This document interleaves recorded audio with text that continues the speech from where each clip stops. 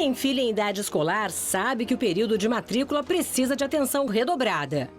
Com casos de inadimplência em alta, os pais e responsáveis por alunos devem prestar muita atenção a possíveis cobranças de garantias extras pela instituição de ensino.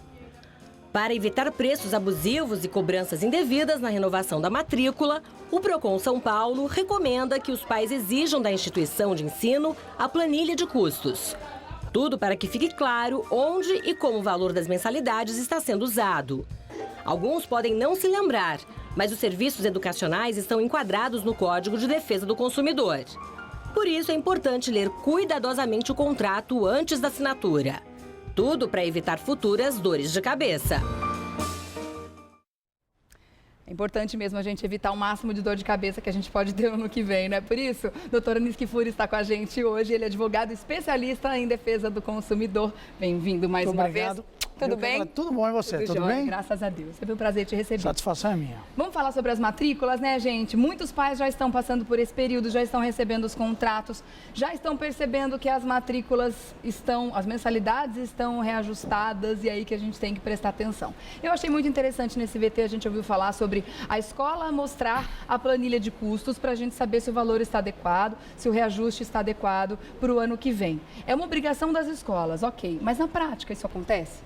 Então, esse é um direito. Todo direito ele só acaba sendo exercido se de fato o consumidor fazer valer o seu direito. Existe uma lei federal que estabelece que as escolas devem apresentar a sua planilha de custos para dizer qual é o investimento que ela vai ter, qual é a infraestrutura que é necessária e a partir dessa planilha de custo é que é definido o valor da mensalidade. Portanto, essa é uma lei que vale desde 1999 e que obriga 45 dias antes até do período de matrículas que seja passado ao consumidor, aos pais, aos alunos, qual é o critério e qual é a forma de custeio para a cobrança daquela mensalidade. E tem vários direitos assegurados ao consumidor nessa legislação que muitas pessoas pouco sabem, como o direito a não ter penalidade pedagógica em função de inadimplência, dentre uma série de outros fatores. Mas com relação ao custo específico da mensalidade, Regiane, é importante saber que todo consumidor tem o direito a ter acesso a essa planilha com os valores, com os custos para a composição do valor da mensalidade mensal. E para que os pais saibam que esses custos estão adequados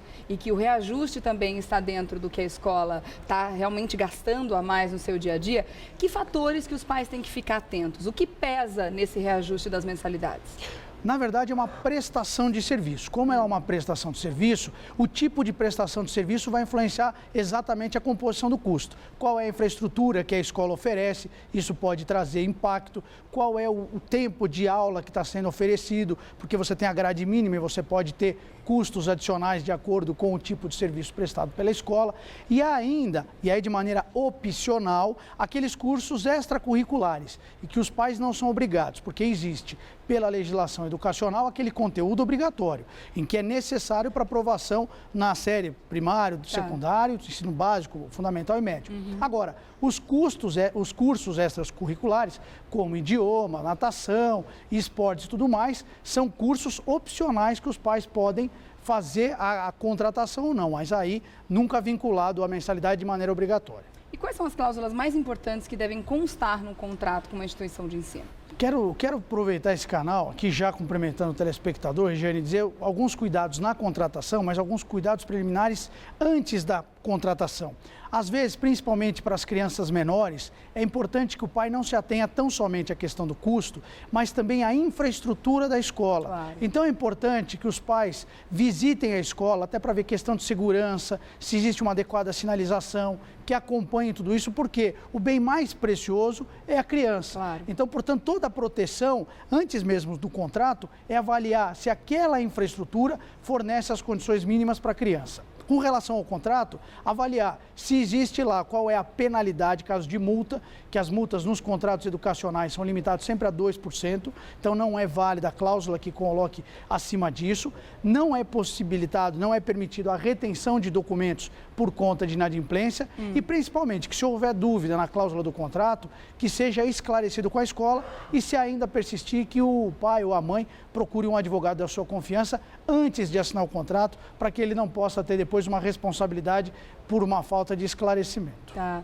Uma coisa também que os pais têm que atentar bastante antes da contratação, antes da escolha da escola, é com relação às linhas pedagógicas, né? Que hoje estão cada vez mais definidas de acordo com a instituição de ensino e outra. Existem essas diferenças, então, para os pais pesquisar, né? Que linhas são essas, né? Antes de fazer a escolha, né? Até por proximidade, endereço também acaba influenciando. Em São Paulo, principalmente, tudo isso conta, muito. Doutor? E a escola, ela tem que fornecer também qual que é o conteúdo dela, programático, que matéria que vai ser dada, qual disciplina, quais são os professores. Tá certo. Tudo isso o pai pode acompanhar. Vamos lá para as perguntas das ruas, então? O Lucas quer fazer a primeira pergunta para você. Veja aí. Vamos lá. Bom dia, meu nome é Lucas. Gostaria de saber se a escola pode exigir um fiador para a matrícula da criança. E aí? Não pode. A legislação é clara, a matrícula não pode ser obrigada a nenhum fiador. Aliás, isso me lembra um caso de muitos anos atrás em que uma escola exigiu e nós tivemos que no Natal conseguir um mandado de segurança para que aquele aluno pudesse fazer a sua matrícula. Então, uma dica aqui para o nosso telespectador, o aluno não precisa de fiador, de garantia para fazer a sua matrícula.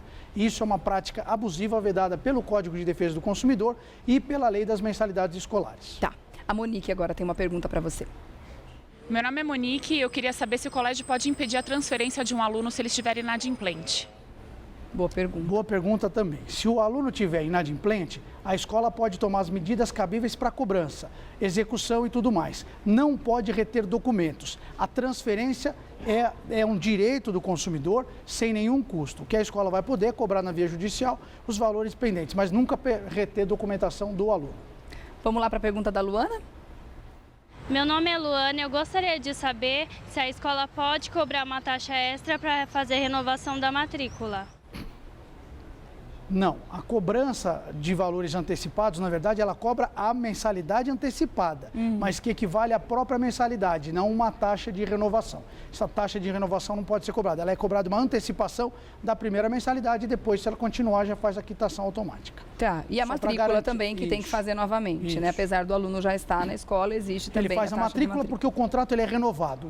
O que a lei estabelece é o seguinte, você não pode proibir o aluno durante o semestre letivo de assistir às aulas, ainda que inadimplente. Mas, encerrado aquele ciclo semestral, a faculdade ou a escola tem a possibilidade de não renovar a matrícula se houver inadimplência. Então, uma dica importante, não pode reter documentos por inadimplência, não pode impedir a transferência por inadimplência, mas pode não renovar a matrícula por inadimplência. Isso é possível. Tá certo. O Afonso também tem uma pergunta, vamos ver.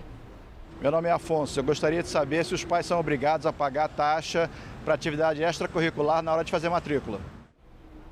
E aí? É facultativo, é um direito dos pais contratar atividades extracurriculares, como nós falamos, natação, idiomas e tudo mais, mas sempre opcional, nunca obrigatório. O que é obrigatório é o valor da mensalidade pela prestação do serviço básico de educação. Qualquer curso adicional, facultativo, direito dos pais, não obrigação. Tá certo. A gente poderia passar o dia todo falando sobre isso aqui, porque muitos são os detalhes, né, a respeito de um contrato, mas a dica principal é, não assine nada se estiver com dúvida. Faça uma consulta, de repente um advogado ou a própria instituição de ensino que tem a obrigação de esclarecer todas as dúvidas antes que você feche qualquer tipo de contrato, não é isso, doutor? Exatamente. E consulte o advogado antes de assinar o contrato, porque depois já está assinado, aí vai parar no judiciário e a coisa demanda. Então, prevenir sempre é melhor do que remediar. Depois já fica um pouquinho complicado. mais difícil. Tá certo. Doutora Onísio, obrigada mais uma vez pela sua presença aqui, viu? Parabéns a gente pelo espera. trabalho, viu? Obrigada, até uma próxima. Gente, daqui a pouquinho. Tem escola que já começou, inclusive, esse período da matrícula, mas outras ainda não, então você pode se preparar que logo mais chegam aí. Então, é importante essas dicas para que a gente faça tudo direitinho. Agora,